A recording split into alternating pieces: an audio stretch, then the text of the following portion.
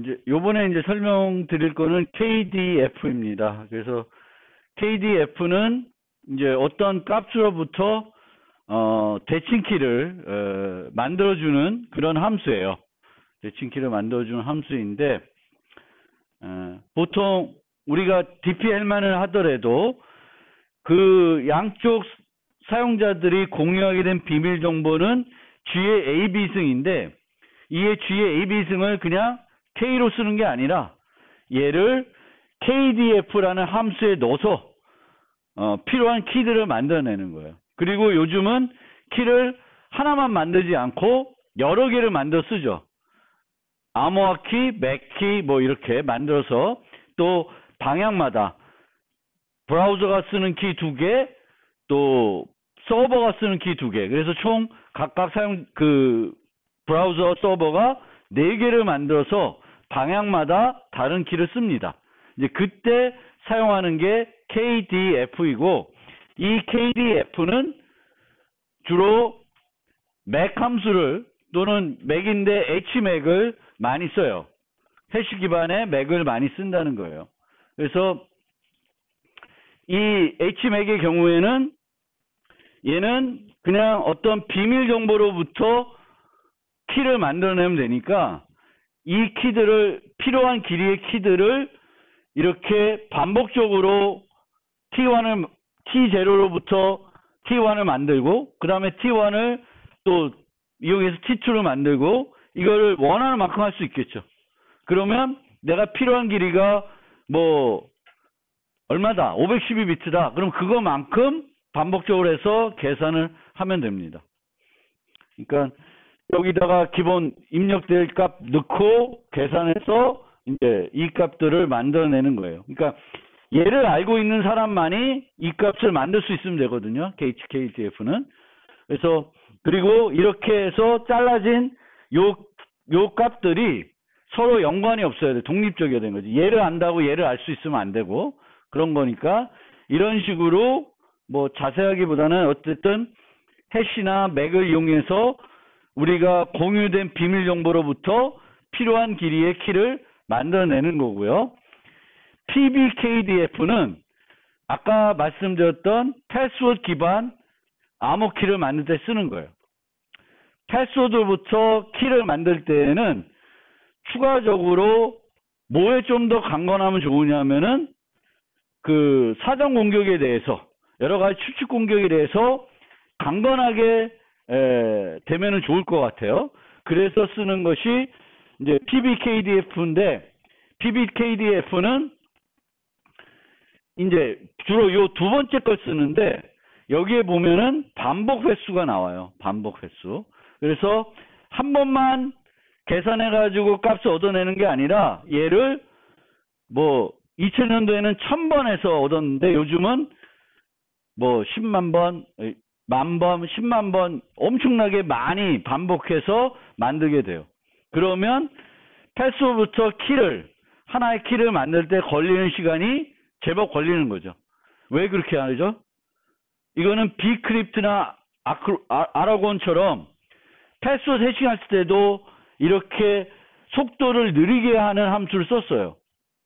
그거는 패스워드 추측 공격을 더 힘들게 하기 위한 거예요.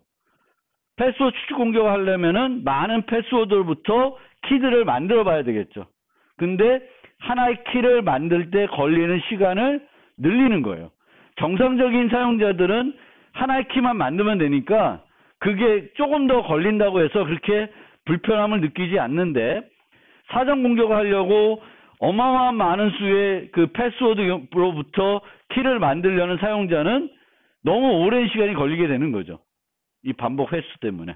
그래서 이 반복 횟수는 점점 컴퓨팅 속도가 빨라질수록 더 많은 횟수를 해가지고 일정한 시간이 소요되게끔 만들고 있습니다.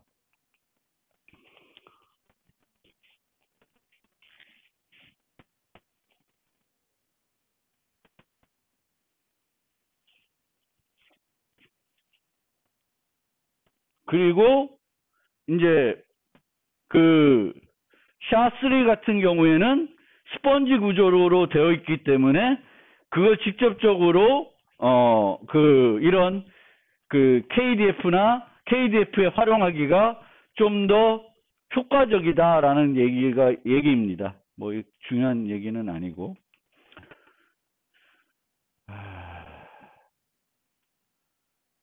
그 다음에 이것도 뭐 넘어갑시다. 그 다음에 해시체인이라는 기술을 하나 또 소개를 해드리겠습니다. 해시체인. 그래서 해시체인은 해시를 어떤 값을 하나 랜덤한 값을 정한 다음에 이 값을 반복적으로 해시를 해요. 그래서 이 값들을 쫙 만들어냅니다. 그럼 이 값들을 우리가 해시체인이라고 그래요. 그래서 만약 내가 길이가 10인 해시체인을 만들고 싶다. 그러면은 S를 하나 만든 다음에 얘를 10번 해시합니다. 10번 해시하면 10번? 그렇죠. 10번. 10번 해시하면은 C0를 만들게 되는 거예요. C0를. 그러면 이 C0는 해시체인의 루트 값이 돼요. 루트 값. 루트 값이 되겠고, 우리가 만들 때는 C10 만들고, 그 다음에 C9, C8, 이렇게 해가지고 쭉 만들어 나가는데, 사용할 때는 어디서부터 사용하냐면, C1, C2, C3, C4, 이렇게 순서대로 사용을 해요. 그러면,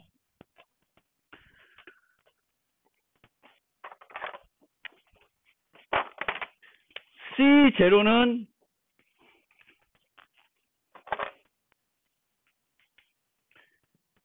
김상진이 등록한 해시체인의 루트 값이에요. 그러면 김상진이 C1을 줘요. C1을. 그러면 이 C1이 맞는 값인지 어떻게 확인할 수 있어요? 해시를 C1을 한 번 하면은 이 값은 뭐예요? C0가 되죠. 그래서 요 C1을 전달하면은 얘는 요 값을 한 번 해시해가지고 저장된 값과 일치하는지 보는 거예요. 일치가 됐다. 아, 김상진이 맞구나. 라고 판단하게 돼요. 이 C1을 쓰고 나면은 이 C0를 C1으로 바꾸면 돼요. 그러면 그 다음에 C2를 주면은 얘를 또 뭐 해보면 돼.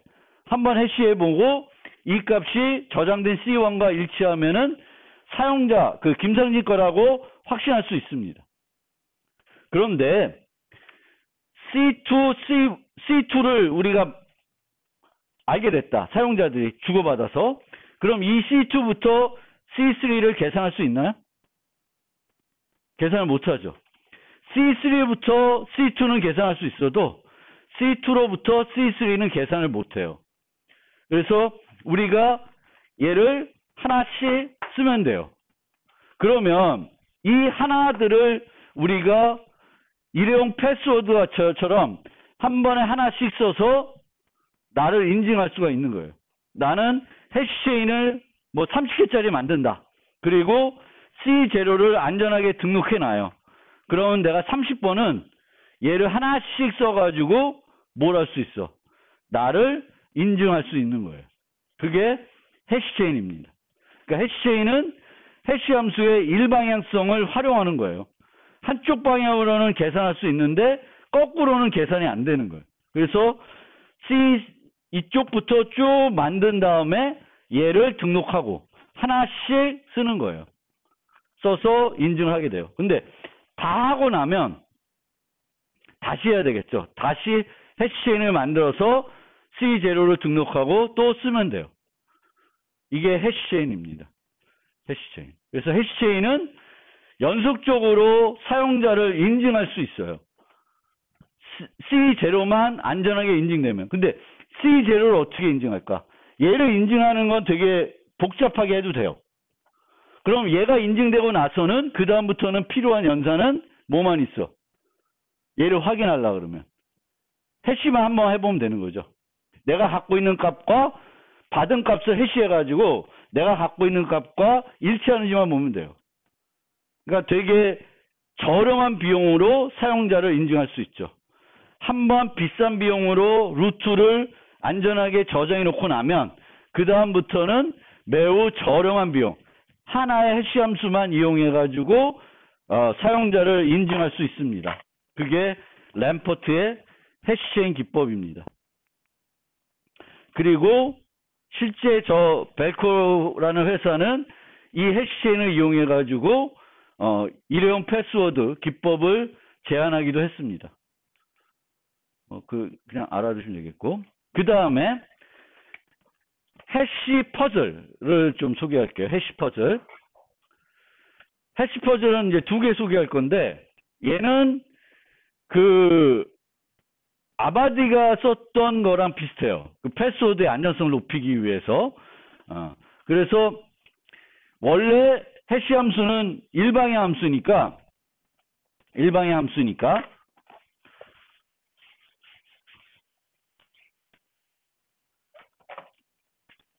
y 이퀄 hx예요. 그럼 y를 줘요. 그리고 그 사람 보고 x를 알아내라 그래요. 그럼 이거 할 수 있어요, 없어요? 못하죠. 그런데 x를 쪼개서 x가 뭐 예를 들면 64비트, 좀 더 긴 걸로 합시다. 128비트예요. 128비트 랜덤한 값이에요. 그런데 이 x를 계산하라는 게 아니라 x에 얼마나 할까? 124비트는 주고 4비트를 안 줘. 4비트를 안 줘요. 그렇죠? 4비트를 안 주면 몇 번 해보면은 이 x를 알 수 있어요. 전체 x를. 16번 해보면 알 수 있죠. 그게 해시 퍼즐입니다. 그러면 내가 보여주는 이 값을 줄이면은 이게 늘어나겠죠. 그럼 늘어난 만큼 해봐야 되는 거는 늘어나겠죠. 얘가 8비트다. 그럼 이에 8승을 해봐야 되는 거지. 그러면 한 번 해시하는데 얼마 소요된 시간이 있을 테고, 그러면 어느 정도 시간을 투자해야 이 값을 계산할 수 있는지가 나오는 거예요. 그래서 그걸 이용해 가지고 만든 게 이제 해시 퍼즐입니다. 그러니까 이 답을 얻기 위해서 뭐가 필요한 거야? 일정한 시간이 소요되게끔 만드는 거예요. 답은 구할 수 있어요. 전수조사에서 구하는 건데, 그 전수조사에서 구하기 위해서는 일정한 횟수의 그 해시를 해봐야 되는 거지. 그 해보게끔 유도하는 게 이제 해시 퍼즐입니다. 답을 못 찾게 하는 게 아니라 답을 찾게 하는데, 그 답을 내가 필요한 시간만큼 투자하게끔 만드는 게 이 해시 퍼즐이고, 이 해시 퍼즐은 서비스 거부 공격에서 각 그 공격하는 좀비 PC들이 일정하게 뭔가 문제를 해결해서 어렵게 만들기 위해서 이제 한번 썼던 기술입니다. 이게 해시 퍼즐이에요. 그 다음에 더 여러분들이 이제 궁금해할 수 있는 또 다른 해시 퍼즐이 바로 이제 비트코인에서 쓰는 해시 퍼즐인데, 요 해시 퍼즐은 이제 그 나중에 몇 장이자 거기 가서 더 자세히 설명드릴 텐데, 기본적인 그 이 해시 퍼즐은 어떤 식이냐면, 우리가 x가 있어요. 그럼 이 x에 대한 해시 값은 바로 계산할 수가 있죠. 근데 비트코인에서는 x가 있는데 요 x를 계산하는데 10분이 소요됐으면 하는 거예요. 바로 계산하는 게 아니라 10분이 걸려야 얘를 계산하게끔 만들고 싶은 거예요. 그래서 10분마다 요 해시 값을 구하게 되겠고, 그 구한 사람이 채굴하게 되는 거예요. 비트코인을. 블록체인에서는, 비트코인 블록체인에서는 요걸 하는 거예요. 그러면 해시 함수를 어떻게 만들면은 요걸 계산하는데 10분을 걸리게끔 만드냐 하면은, hx에다가 x만 넣지 않고 랜덤한 값을 넣어야 돼요. 랜덤한 값을 넣게 되면은 이 랜덤한 값에 따라서 해시 값이 계속 바뀌겠죠. 그럼 얘가 0부터 계속 해보는 거예요. 내가 원하는 게 나올 때까지. 근데 이 해시 값이 어떻게 나와야 되냐면, 아무렇게나 나오면 안 되고 앞에 첫 번째 비트가 0이 돼야 돼요. 예를 들어서 0이 돼야 돼요. 하나만. 맨 앞에 게 0이 되면은 오케이. 그 인정해. 그러면 요 앞에 0이 나오게끔 하려면 몇 번 해시해보면 되나? 해시값은 균이 돼요. 입력에 대해서. 그러면 이 앞에 값이 0이 될 확률은 50%죠. 그렇죠? 그러면 두 개의 다른 값으로 해보면 그 둘 중에 하나는 얘가 0이 되겠죠. 그렇죠? 그러면 0, 0이면 몇 개 해보면 돼? 4개 해보면 되죠. 0이 4개가 나와야 돼. 그럼 16번 정도 해보면 돼요. 지금은 이 10분 걸리기 위해서 몇 개가 0이 돼야 되냐면 76개가 0이 돼야 돼요. 이게 블록체인에 쓰는 해시 함수예요. 그러니까 똑같은 우리가 쓰는 SHA-2를 쓰는데 그냥 아무 값이나 x를 넣어서 해시값을 만든다고 그거를 해시값으로 인정 안 해. 해시값으로 인정하기 위해서는 얘를 하는 거예요. 그러니까 채굴자들이 뭐 하냐면은 요리 땡 시작하면은 이 x값은 정해져 있어요. 그래서 정해져 있고 요 블록 값이니까 정해져 있고 요걸 해결해야 돼. 요 해시 퍼즐을 풀어야 돼. 푸는 거는 요 r 값을 바꿔가면서 하는 거예요. 그럼 누가 유리할까? 누가 좀 더 유리할까? 속도가 빠른 기계를 갖고 있는 사람이 유리해요. 그리고 그 기계를 더 많이 갖고 있는 사람이 유리한 거예요. 그러니까 많은 기계를 동시에 돌리는 거예요. 너는 0번부터 해. 나는 100번부터 할게. 그래서 쫙 하는 거예요. 이렇게 하는 거예요. 그게 이제 채굴이에요. 근데 얘는 실제 16번 하면 나오겠지만 16번 해도 안 나올 수도 있어요. 확률적인 거기 때문에 여러 사람이 경쟁하는데 누가 더 빨리 풀지는 예측하기가 힘들어. 예측하기는 힘들지만 좀 더 많은 돈을 투자해서 비싼 기계들을 갖고 더 많은 기계들을 갖고 있는 사람이 유리하게끔 되어 있어요. 그게 비트코인이에요. 근데 그렇게 경쟁을 하게 되면 문제는 뭘까요?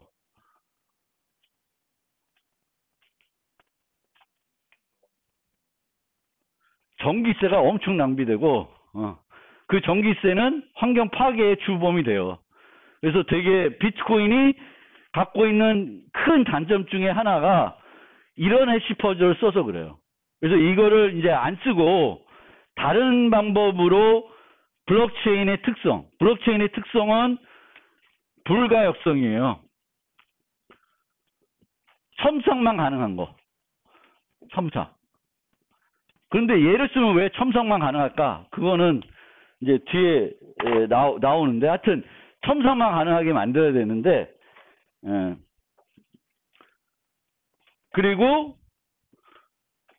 이 10분이라는 거를 우리가 세팅할 수 있어요. 뭘로 조절하면 돼?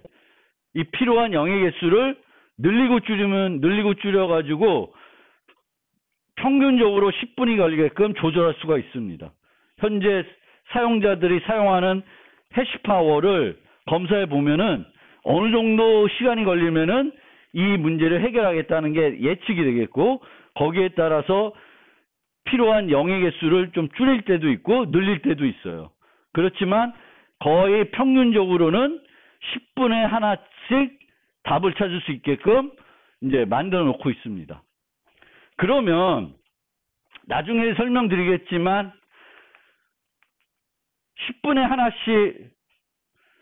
10분에 하나씩 만들어요. 그러면 내가 여기 있는 데이터를 수정하려면 요 블록을 만들어야 되는데 해시값을 구해야 되는데 이 해시값을 구하는데 얼마 걸려? 10분 걸리는 거죠. 그럼 내가 10분을 또 투자하면은 얘를 또 구할 수 있어요. 그러니까 이 x가 아니라 x 프라임을 써서 원래 여기에 들어있던 데이터가 아니라 내가 공격하고 싶어서 여기 있는 값을 바꾸고 싶은 거예요.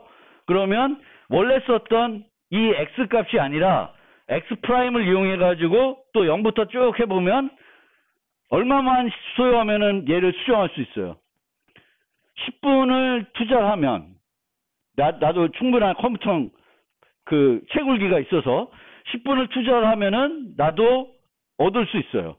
그럼 얘를 바꿀 수가 있는 거죠. 근데 이 블록체인은 블럭마다, 그러니까 10분마다 하나씩 블럭을 만들어가는 거예요. 10분마다. 그러니까 그 10분 사이에 이루어진 거래들이 있겠죠. 비트코인이니까. 비트코인은 이제 서로 주고받는 거예요. 비트코인들을. 거래 내용이. 그러면 그 거래 내용들을 담아가지고 해시해가지고 고정시키는 거예요. 확정시키는 거예요. 근데 그걸 이제 바꾸면은 문제가 심각해지는 거지. 근데 어떻게 하냐면 얘네들을 독립적으로 그냥 하나씩 10분마다 만들게 되면은 요 10분짜리 거를 바꾸려면은 아무나 10분만 투자하면 바꿀 수 있는 거예요. 근데 어떻게 되냐면은 얘를 연결해 놓는 거예요. 여기에 입력으로 요 X라는 요 블럭에 새로 만드는 애들만 들어가는 게 아니라 이전 블럭 값의 해시 값이 또 여기에 들어가요. 그래서 연결이 돼요. 그래서 블록체인이라고 하는 거예요. 블럭들이 체인으로 엮여 있는 거예요. 블럭이 체인으로 연결되어 있으면 내가 얘를 수정했어. 그러면 나머지 애들은 어떻게 돼? 다 깨져요. 안 맞는 거야. 그러면 내가 얘를 수정하고 싶으면 또 뭘 수정해야 돼? 얘를 수정해야 되지.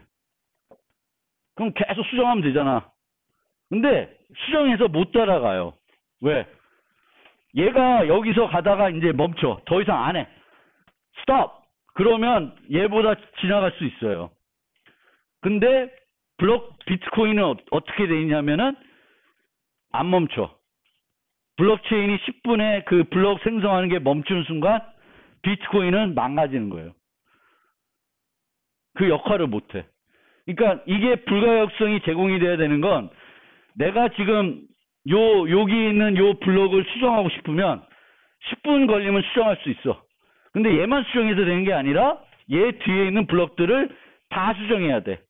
그리고 지금까지 만든 것보다 더 길어져야 돼요. 더 길어져야 돼. 근데 그게 안 되는 거지. 아무리 쫓아갈래도. 얘는 계속 늘어날 거예요. 나는 10분에 하나씩 뒤로 쫓아가 봤자 얘를 초과하려면 어떻게 해야 돼? 나는 한 5분에 해결할 수 있어야 돼. 다른 사람들은 나 10분에 해결하는데 나는 원체 슈퍼파워라서 5분에 하나씩 해결해. 그럼 따라잡을 수 있어요. 근데 그렇게 못하기 때문에 못 따라잡는 거예요. 그래서 수정이 못하는 거예요. 수정할래야 수정할 수가 없는 거예요. 그리고 그런 문제가 있으니까 얘가 맨 마지막 거야. 그러면 얘는 아직 안전하다고 볼 수가 없어요. 얘가 좀 쌓여야 돼. 6블럭이 쌓여야 여기 있는 것들을 확정해줘요.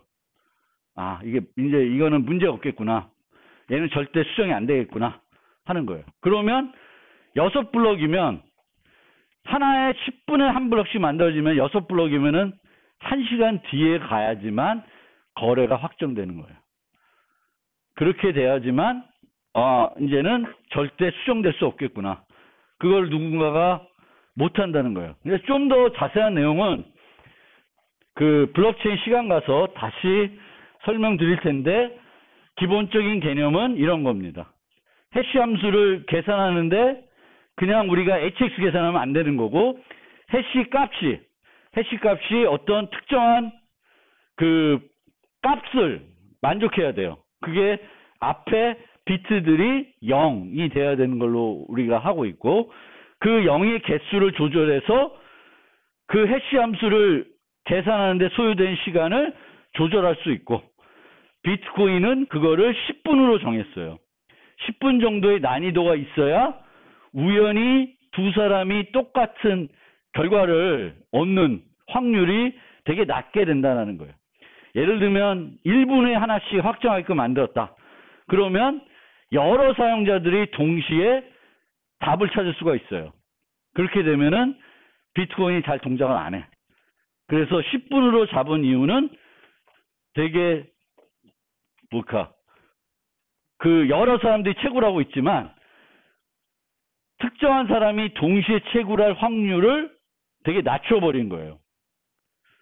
그 10분이라는 것 때문에 또 비트코인이 되게 문제가 되고 있죠. 왜냐하면은 거래를 처리하는 속도와 확정되는 시간이 되게 느려요. 그래서 이제 다른 암호화폐들은 훨씬 빨리 하죠. 이더리움이나 뭐 이런 것들은 15초에 하나씩 블록을 만들어요. 여러 가지 다른 장치들을 하고 있는 거예요.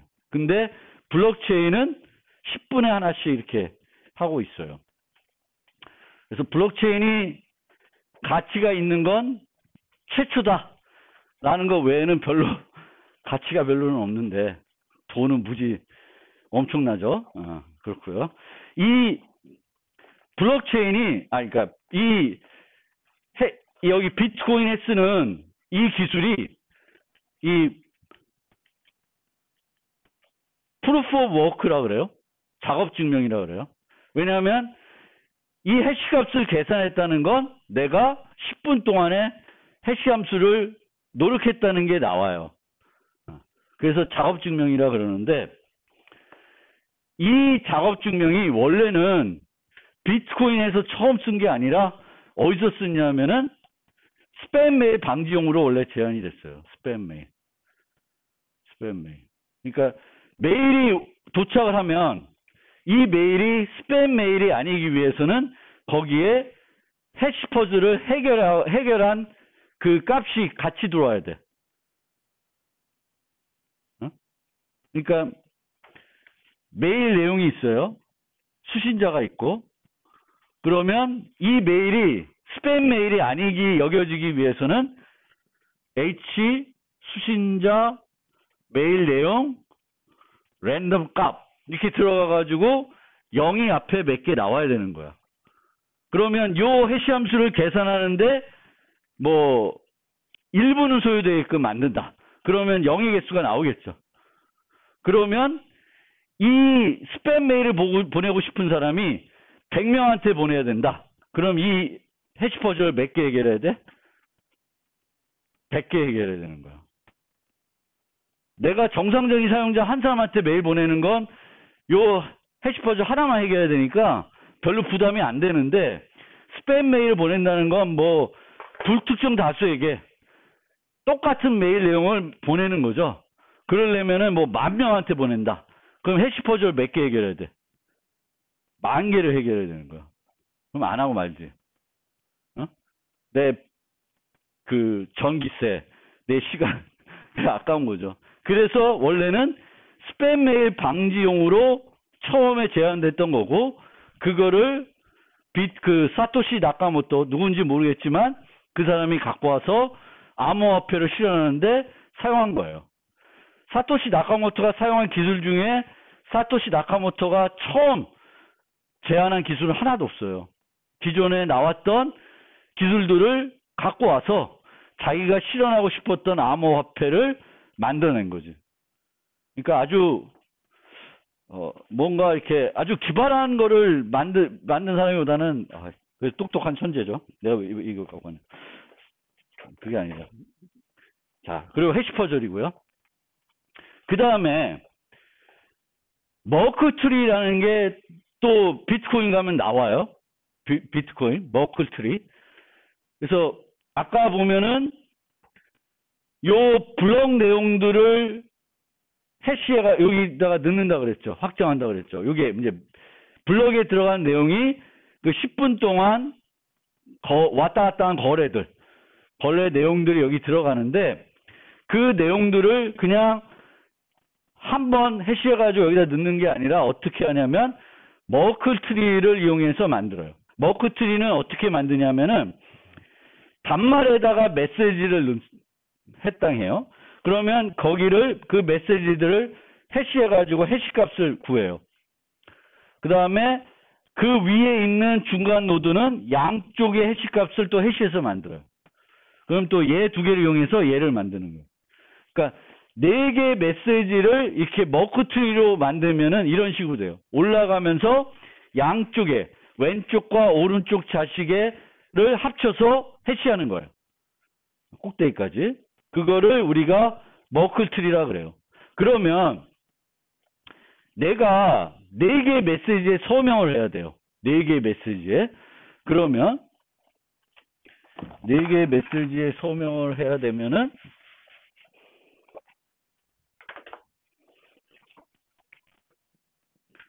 sig a m1, sig a m2, sig a m3, sig a m4 이렇게 4개를 만들 수 있죠. 그럼 얘는 서명하는데 비용이 얼마 걸려? 4개의 서명이 필요한 거죠. 또 하나는 sig a m1, m2, m3, m4 이렇게 해서 서명할 수도 있죠. 그러면 4개의 메시지에 대해서 한 번만 서명한 꼴이 되죠. 그렇게 하지 않고 sig a 요 머클 트리의 루트 값에 서명할 수 있어요. 이 4개의 차이를 여러분들이 잘 생각을 해봐야 되는데, 얘는 서명이 몇 개 필요해? 4번 필요한 거죠. 얘는 한 번만 필요해. 메시지가 4개인데도 하나인데 10개든 20개든 얘는 늘 서명을 몇 개 해? 한 번만 하는 거예요. 얘는 n개가 필요한 거예요. 얘도 n개는 필요하지 않고 한 번만 해요. 그러면 얘나 얘는 서명 비용은 똑같죠. 그런데 얘를 이용해서 이 메시지가 이 서명이 다 별로네.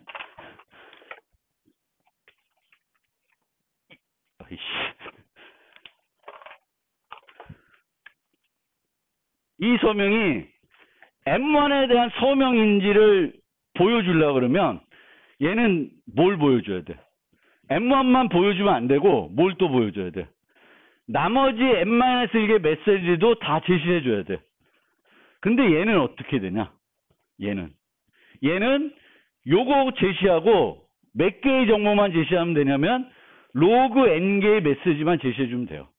예를 들면 여기서 M1에 대한 서명을 제시하고 싶으면은 M1에 대한 서명을 제시하고 싶으면 얘와 저 2개만 제시해주면 돼요. 그러면 서명을 확인하는 사용자는 M1을 이용해서 요 값을 구해요. 해시할 수 있어요. 그럼 얘와 얘를 이용해서 요거 계산할 수 있죠. 얘와 얘를 이용해서 요거 계산할 수 있어요. 그리고 이 값이 이 루트 값의 서명 값과 맞는지를 확인해 줄 수 있어요.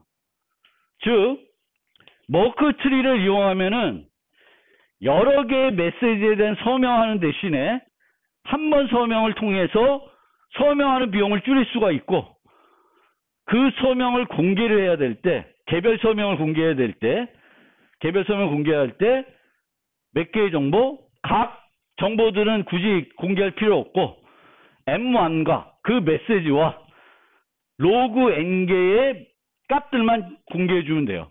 그러면 서명을 확인할 수 있어요. 그러면 로그 n개의 값이라는 거는 우리가 확장성이 있는 거죠. 1000개 메시지에 서명을 해. 그럼 내가 몇 개의 값만 공개하면 돼? 10개만 공개하면 돼요. 그렇죠? 2의 10승, 1024, 뭐 이 정도니까 얘를 1000개를 그 머클 트리를 만들면 이 트리의 높이는 한 10이 되는 거예요. 그렇죠? 그러면 각각의 높이에 있는 중간 노드의 값들을 쭉 제공해 주면은 그 사용자는 그 값에 대해서 확인해 줄 수가 있는 거예요. 요 세 개의 차이점을 여러분들이, 그래서 그 머클 트리는 이런 용도로 여러 개의 메시지가 있을 때 그 메시지를 대신할 하나의 값을 만들 때 머클 트리를 우리가 많이 써요. 머클 트리를 쓰게 되면은 어떤 값이 이 트리에 있는 애인지를 알려주기 위해서는 몇 개의 정보, 로그 n 정보만 제시해 주면 돼요.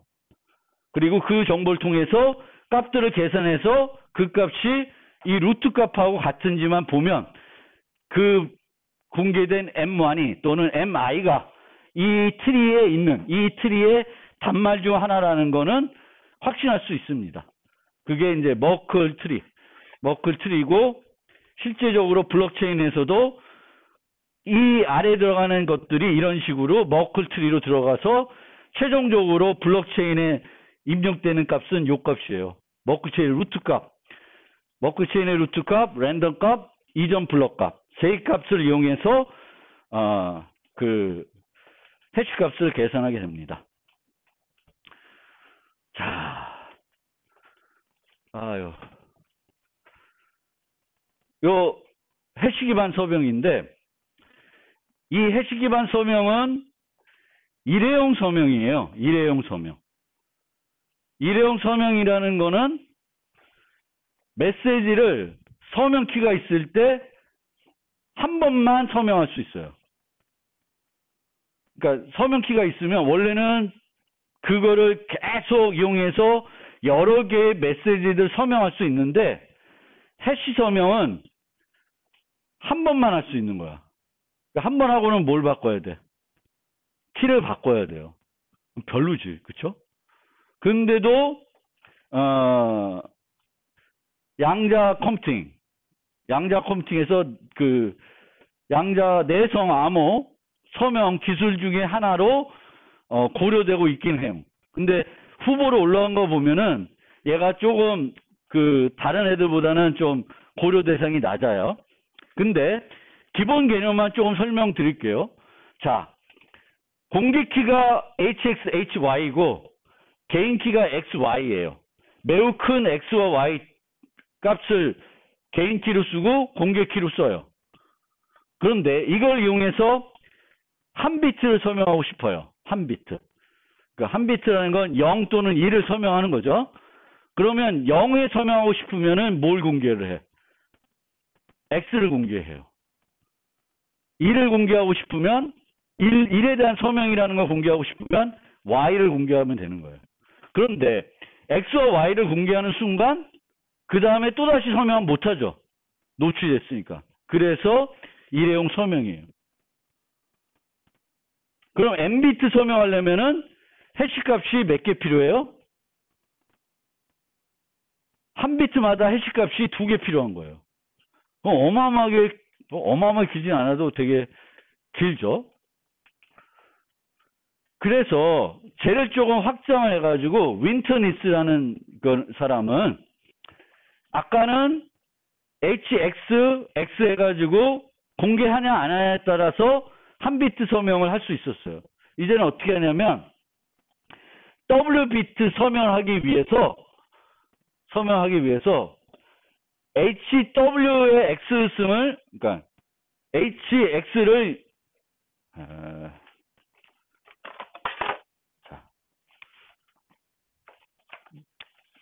여기까지만 설명드리고 땡칩시다. 자, 4비트를 서명하고 싶어요. 4비트. 그러면 0부터 15까지 값을 서명하면 되겠죠. 그러면 어떻게 하냐면은 HX를 계속 반복적으로 해가지고 16번 해시를 해요. X를. 그래서 얘가 공개키예요. 개인 키는 X예요. 그러면 내가 9에 대해서 서명하고 싶다. 9에다 서명하고 싶으면은 요게 이제 김상진 공개키라는 거는 이제 등록이 되어 있는 거고, 그럼 내가 H9의 X를 9번 해시한 요 값을 공개해요. 그러면 확인하고 싶은 사람은 얘를 16-9 빼서 더해서 16까지 해보고 얘가 일치되는지 보는 거예요. 그럼 일치되면은 9에 대해서 얘가 공개했구나 라는 게 돼요. 그런데 요렇게 하게 되면은 얘를 보면은 H8이나 H7이나 H6은 계산 못하죠. 근데 얘를 공개하는 순간 뭐는 돼? H10, 11, 12는 다 할 수 있죠. 그런 단점이 있어요. 단점이 있지만 아까 처음에 램퍼트가 제안한 거는 하나의 2개의 H값이 몇 비트 서명했어요? 한 비트 서명에 0, 1 또는 1 한 비트 서명에 쓰이는 거예요. 그런데 윈터니스 쪽으로 가게 되면은 하나의 해시 값으로 W 비트를 서명할 수 있어요. 그러면 보통 우리가 메시지 서명할 때 메시지 자체에 서명하지 않고 메시지를 해시해 가지고 서명을 하잖아요. 그러면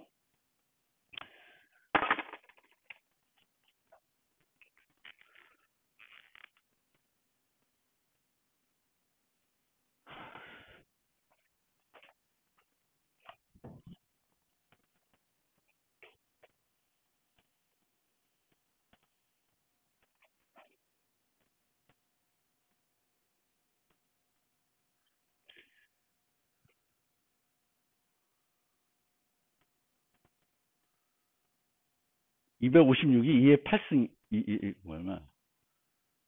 2의, 2의 8승?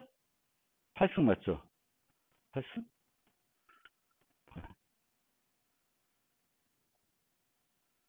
8승, 예. 아까 지금 헷갈렸어. 2의 8승이니까. 자, SHA-256 메시지에 서명하고 싶은데, 얘는 그러면 256비트 값이 되겠죠. 그럼 얘를 쪼개면은 32바이트가 나와요. 얘 한 바이트가 8비트죠. 그러면 해시값이 몇 개 필요하냐면 32개가 필요한 거예요. 32개의 값을 이렇게 공개키를 만든 다음에 내가 이런 값들을 쭉 공개를 하게 되면은 특정한 메시지에 대한 서명 값을 제시해 줄 수가 있어요. 물론 이렇게 만들게 되면은 얘로 위로 가는 것들은 위조가 돼요. 그래서 그걸 위조하지 못하게 추가적으로 뭔가 무결성 체크하기 위한 요소는 추가가 돼야 돼요. 추가가 안 되면 어떤 문제? 예로부터는 H10, H11, 12 뭐 이렇게 할 수 있어요. 그걸 못하게끔 뭔가 추가적인 장치는 필요한데 어쨌든 이렇게 그 SHA-256 메시지에 대해서 서명하고 싶으면은 일회용 윈터니스 오티스를 이용해서 서명할 수 있는 거고 그러면 얘를 이제 다중 서명하도록 확장을 해야 되는데 그 기술은 그렇게 간단하지는 않아요. 하나는 뭐 머크트리 이용하는 것도 있는데 생각을 해보면